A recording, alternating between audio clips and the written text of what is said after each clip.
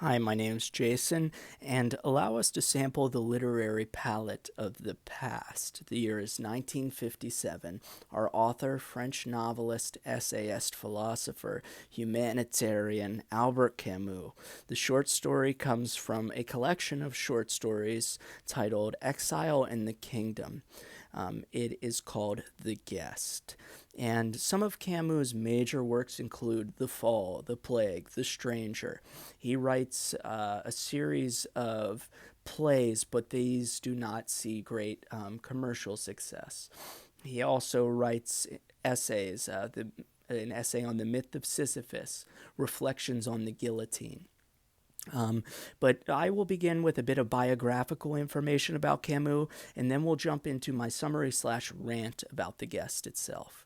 So Camus was born 1913 in Modovi, Algeria, um, which is a country in northwestern Africa. However, during this time and much of Camus' life, really, it is, or all of Camus' life rather, it is under French rule. It is a French colony.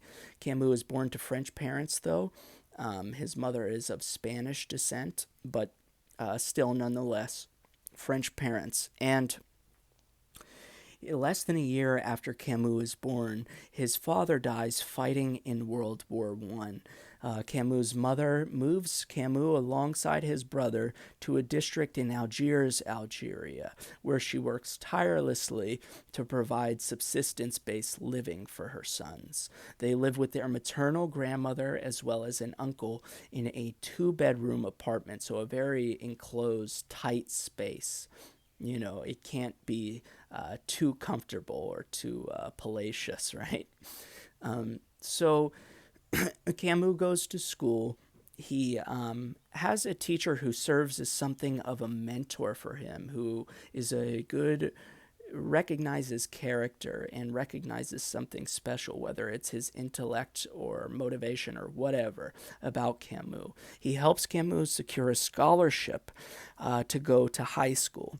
Camus goes to high school, finishes high school, and then goes off to college where he has another professor who does something sort of similar for Camus, serves as a bridge to reaching his full potential.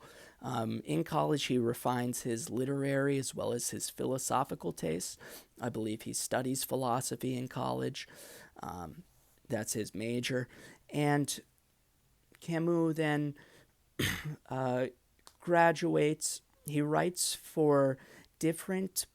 Oh yes, sorry. He comes down with tuberculosis, which throws a roadblock his way, which stifles his intellectual pursuits, but as well as his pursuits in sports. But he recovers, and he writes for, as well as serving as an editor and editorial writer on different publications, first in Algeria and then in France. He writes for the Algiers Republican, then in France for the Paris Soir, and then as an editor and editorial writer right before the outbreak of World War II for the Combat, which details information about the French resistance. So then like I said, he writes these essays. He's a proponent of absurdism, which he details, which is sort of his philosophical orientation. And he explores this in his essay on the myth of Sisyphus. And Sisyphus, is, of course, is the figure from Greek mythology who has been condemned to rolling a boulder up a hill, watching it fall upon reaching the top, and then trudging back down to repeat the act for all of eternity. This is representative of life and its inherent meaninglessness, which Camus views life in the universe apart from humans as entirely meaningless. But of course, humans have this rationale and this quest for meaning, which creates this, tug of war and gives rise to certain dogmas, whether religious or ideological. And really, it is our choices and our actions that perhaps bring about any purpose into our lives. But, we should rebel against the nature of life and the meaningless nature of existence, and still try to find some type of purpose in that, whether it be the struggle or whatever. There is a distinction between absurdism and nihilism, where absurdism has more of an optimistic comes to more optimistic conclusions, I guess. Of course, nihilism views life as meaningless, but in absurdism, this can be freeing as we realize we are the master of our own destiny. Okay, so, and then in Reflections on the Guillotine, Camus opposes the death penalty and capital punishment, and like I said, is regarded as something of a humanitarian. You wouldn't think this is revolutionary at the time, but when certain parts of Europe are trying to kill off entire ethnicities for not fitting a certain demographic, or having certain characteristics, or being born of certain faith, I guess it is, given Camus' scope and reach. But anyway, so in 1957, the same year The Guest is published, Camus wins the Nobel Prize for Literature. 1960, Camus dies in a fatal car crash in France, and he's never able to see Algeria gain independence. So I think that about covers it. Now we'll break into our summary and rant about The Guest. So The Guest has three characters: Daru, who is a school teacher; Balducci the gendarme, which essentially means French police officer; and an Arab who plays the part of the prisoner. The short story deals with themes of isolation, brotherhood, the ambiguity of choice, empathy, right? And it is set in a desert plateau in Algeria. A snowstorm has covered the landscape, and in the beginning, an important note: only people of French nationality could hold such coveted positions as school teacher, as police officer. So Daru must be of French nationality, which is important to keep in mind when we see the level of hospitality he extends to the Arab, despite of the crime he's accused of committing. So in the beginning, Daru sees Balducci and the Arab heading towards him. Balducci is on horseback, while the Arab is, walking along foot, trudging through the snow on feet. And they're tied together. He's clearly he's clearly a prisoner, right? And so it takes a while, given the snow, for the Arab and Balducci to reach Daru's house. Daru lives in a place of solitude, and it almost comes across as like a monastery or a sanctuary for Daru. But anyway, Daru continues to look out. There's a lot of attention to the setting in this story, and I think given the lack of characters, it makes sense. Also, the setting takes on an almost lifelike quality. It seems like in this desert plateau, in this region, if you talk to the boulders for long enough, maybe they begin to speak back to you. Maybe they glance at you, Anyway, so eventually Balducci and the prisoner reach Daru's house, which, like I said, doubles as a classroom. You have his living quarters and then an offshoot which leads to the classroom. In the classroom, you see on the chalkboard scrawled information about the four major rivers in France. which shows, they're not teaching geography about the region, but they're teaching geography about France. Certainly, colonization is another theme, and you see the ways in which it manipulates education, and people don't cease learning about their own heritage and begin to learn about the colonizers. Which begins to brainwash people through time. You have that one story, Decolonizing the Mind. I do not forget, or I forget the author, but this goes into this topic in detail a bit. So anyway, yeah, and it's explained to Daru that he's been implicated in these plans to deliver the prisoner to Tingit. Balducci is simply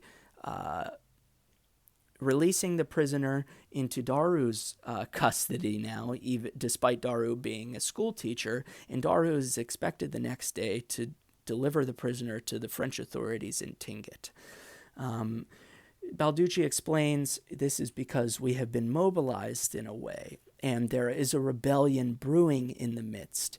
And this may coincide with actual history of the region. You can look more into that. Or Camus may be alluding to certain historical events in the region. But like I said, you'd have to do some of your own personal research to discover about that. So, but Daru's indignant. He does not want to take on this prisoner. He's sort of disgusted by this whole proposition and how he's been implicated in these plans to hold another man captive and, lead a man to his potential death or, to his imprisonment. But he's also upset at the Arab for committing this heinous crime and man's bloodlust. So he feels conflicted, right? And Daru really never agrees to take the prisoner into his custody and hand him over. He extends a certain level of hospitality when both Balducci and the prisoner reach his residence. He heats the stove. He gives them something hot to drink after being out in the snow for so long. And eventually, Balducci comes to the conclusion that, I did my job. If you'll just sign this paper stating that you received the prisoner and agreed to deliver him to Tingit, then I can be on my way. Daru obliges and gets out a pen from his dresser drawer or whatever and some ink and signs his name down. So Balducci leaves, but before he leaves, they're saying their goodbyes, and he feels insulted by Daru, but he still shows him a certain level of respect he never shows to the prisoner. He still says goodbye to Daru. I mean, this could also be the prisoner doesn't speak French.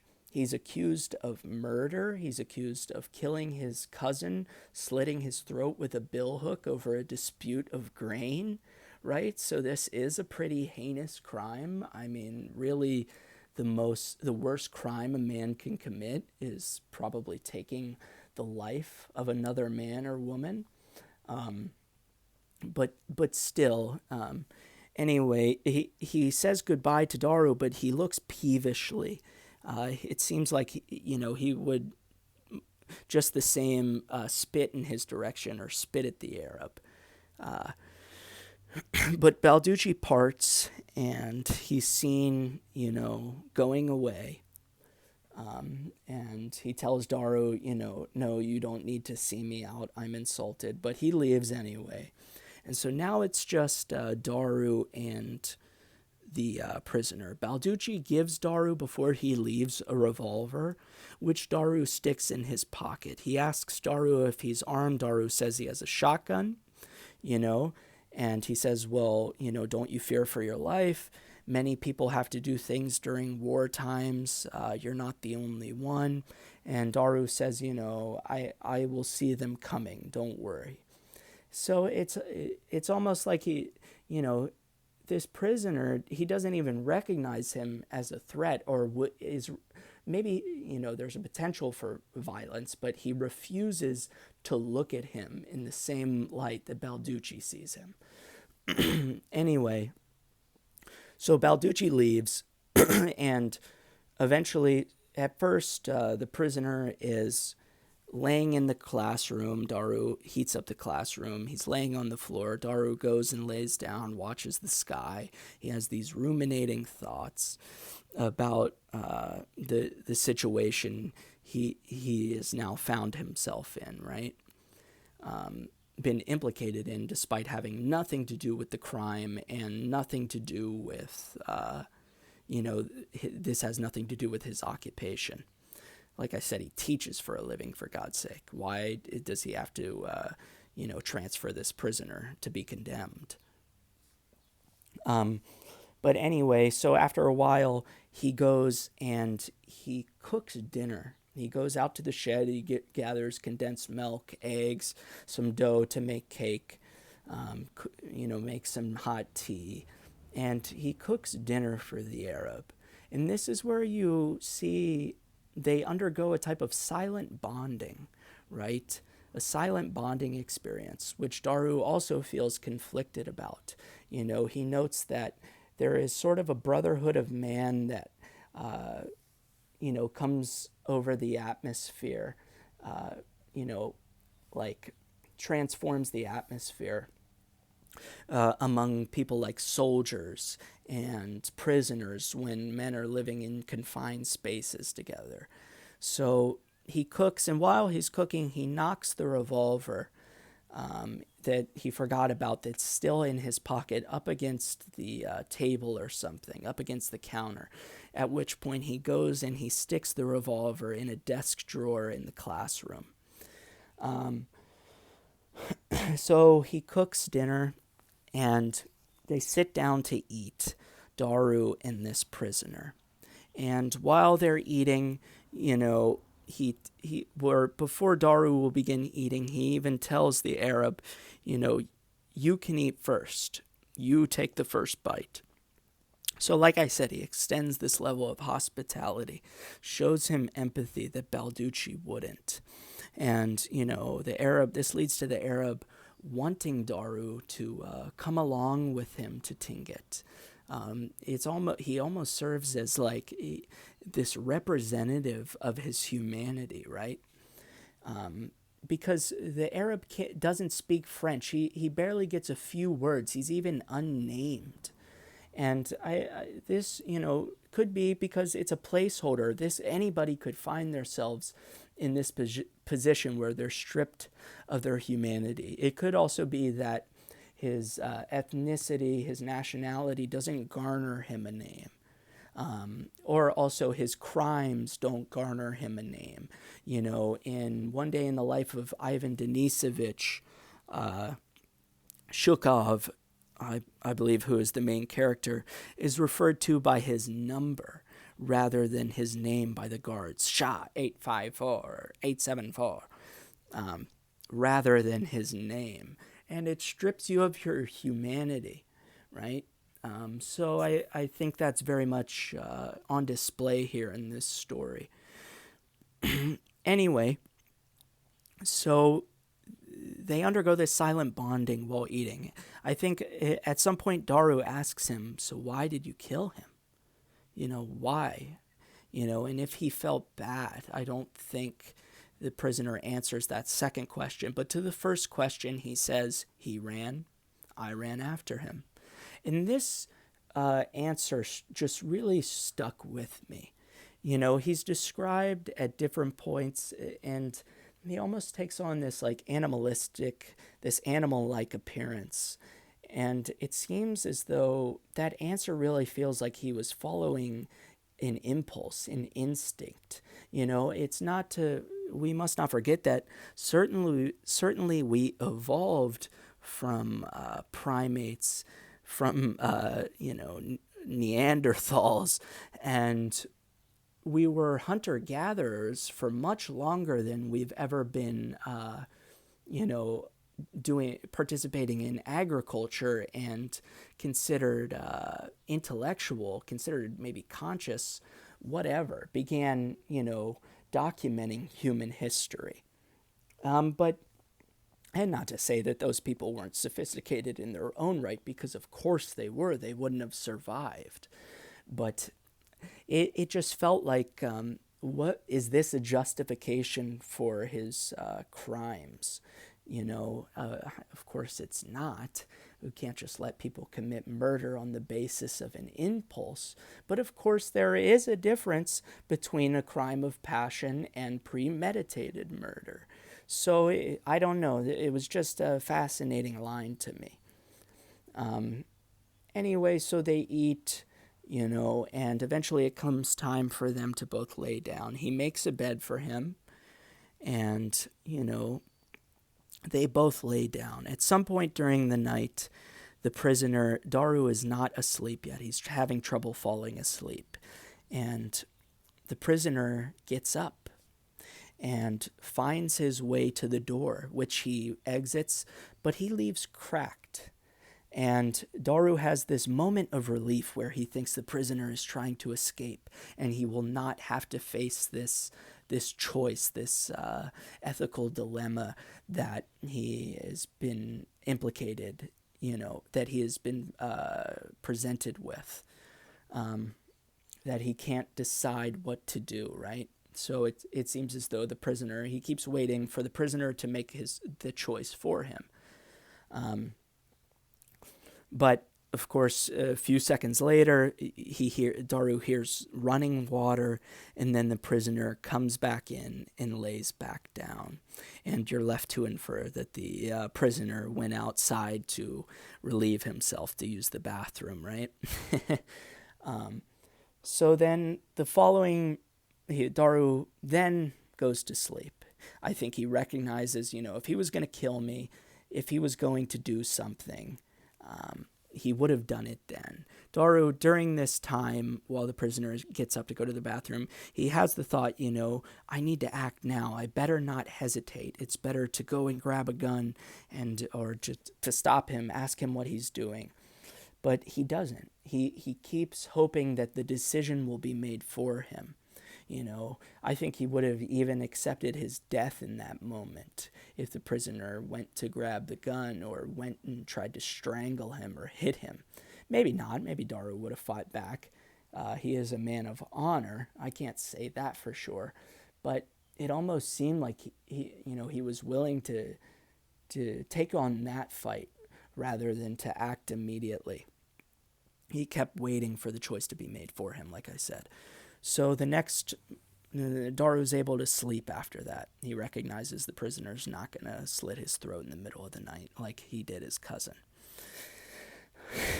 So the next morning emerges, and with it, it brings light, and it begins to melt the snow as Daru and the prisoner make their way to Tingit.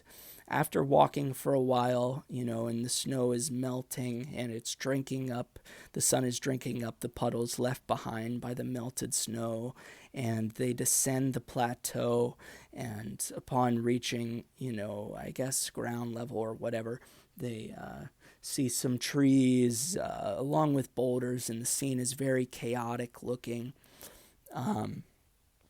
But anyway, they come to a portion where Daru stops. He has packed some provisions, 2 days worth of provisions, to take with them. And he really gives the prisoner the Arab the choice. He shows him the path to Tingit, which lies in the south, I believe. And he says, if you follow this path, it will lead you to Tingit, and it will, you will find the French authorities there, and they are expecting you. You may turn yourself in if you go down that direction.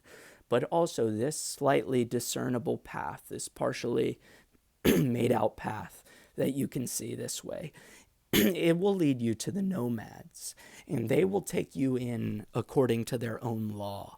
And there, you obviously you have another chance at freedom. And the prisoner doesn't know what to do. He's sort of dumbfounded. But they part ways, and as Daru's heading back home, back to his solitude, back to his monastery, he looks back multiple times to note what decision the prisoner made. And, to also learn his own fate, right? Because this is going to allude to his own fate. If the prisoner chooses to be free, Daru may get in trouble with the French authorities for letting this man walk free. If he takes him to prison, or if the prisoner goes to Tingit to turn himself in, you would assume all is well, right? But maybe also Daru feels this internal, he feels guilty almost for this man being condemned, even though he potentially committed this murderous crime. But at first, when Daru looks back, the prisoner is still standing there contemplating what to do. And so Daru keeps walking. After a while more, he turns back again, and the prisoner is not in the same spot, but he is chosen to turn himself in. He is on the way to Tingit. And, we're left to wonder whether the guilt got to him. Perhaps he feels as though this path was already chosen for him, and he must, go down this road. Is a life living with these nomads worth it? It also appears that there was a language barrier. So did the Arab really even understand what Daru was telling him? I don't know. There's a lot of questions left. You can make of that what you will. But so Daru returns to his residence, his house on the desert plateau. And on the chalkboard, the story ends with Daru seeing a note left on the chalkboard that he didn't write. And it wasn't there before. And it says, "You turned our brother in, now you must pay." Something to that effect. And the irony that slaps you in the face at that point, because Daru didn't, in fact, turn him in. He let the prisoner make the decision for himself, whether the guilt was enough to lead him in one direction, or if maybe he was a complete psychopath, or maybe the lust for freedom and the quest for freedom was the other contributing factor to lead him in the direction of the nomads. So here you also have the theme of the ambiguity of choice comes full circle, as Daru's actions don't really seem to match the reaction, the consequences that he now must potentially face. So yeah, and that's really it. I think I wanted to leave on a quote that I found interesting. So, "No one in this desert, neither he nor his guests mattered, and yet outside this desert, neither of them, Daru knew, could have ever really lived." So yeah, something about that line also stuck with me. So outside the desert, you have civilization, and inside civilization, you have bloodlust, and you have a confluence of all of man's negative qualities that give rise to war and to hate and to vitriol and to prejudice. But of course, so this is not a place for them to live. But then also inside the desert, either of them really mattered. They're essentially a fixture of the desert, just like the boulders that, appear throughout. So yeah, that I think this is a good story. It's a great short story. It's one that resonated with me, and I'm not entirely sure why. I think the humanity that Daru shows the Arab, despite the circumstances, that really I guess it is in line with Camus' own personal beliefs, opposing capital punishment. recognizing that all humans, despite their actions, are, even if not worthy of forgiveness, worthy of being treated like a fellow human. So yeah, read this one. Maybe you have to read it for an English class, and hopefully you enjoyed the video. More to come. Thank you.